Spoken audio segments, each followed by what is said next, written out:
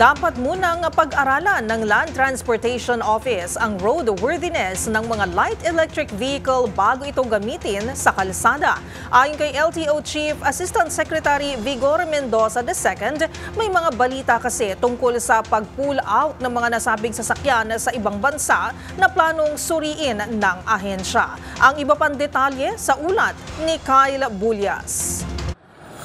Pag-aaralan muna ng Land Transportation Office ang roadworthiness o ang pagiging ligtas gamitin sa kalsada ng mga light electric vehicle. Ito anya ang rason kung bakit nila sinuspinde ang registration para sa mga electric vehicle, dahilan para payagan muli ang mga ito na dumaan sa ilang mga pangunahing lansangan sa Metro Manila.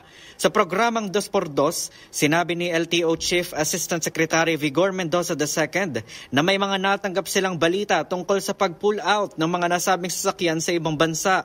Dahil dito, susuriin anya muna ng kanilang ahensya kung ano ang naging dahilan sa pag-aalis ng mga naturang sasakyan. Paliwanag pa ni Mendoza, kailangan ding mayroong nakatakdang standard para masabing ligtas sa kalsada ang isang light electric vehicle.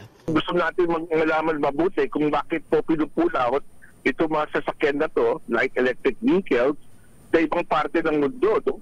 Para matuto po tayo doon, ma-incorporate natin sa mga requirements for registration, yung ating, kung ano man yung nangyayari sa iba na pwede natin gamitin dito sa Pilipinas para mapromote naman po natin yung road safety.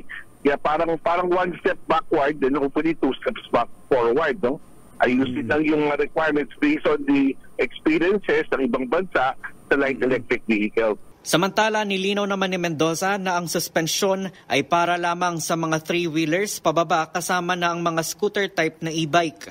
Bukod dito, ipinaalala ni Mendoza na bagamat suspendido ang registration ng mga light e-vehicle, hindi pa rin anya ito makakaapekto sa mga ipinaiiral na ordinansa ng mga LGU. Ibig sabihin, kung ipinagbabawal sa isang lungsod o munisipalidad ang pagdaan ng mga e-bike sa isang kalsada, patuloy itong ipatutupad sa lugar sa kabila ng suspensyon ng LTO. Para sa MBC TV Network News, ito si Kyle Bulyas, una sa Pilipinas, una sa Pilipino.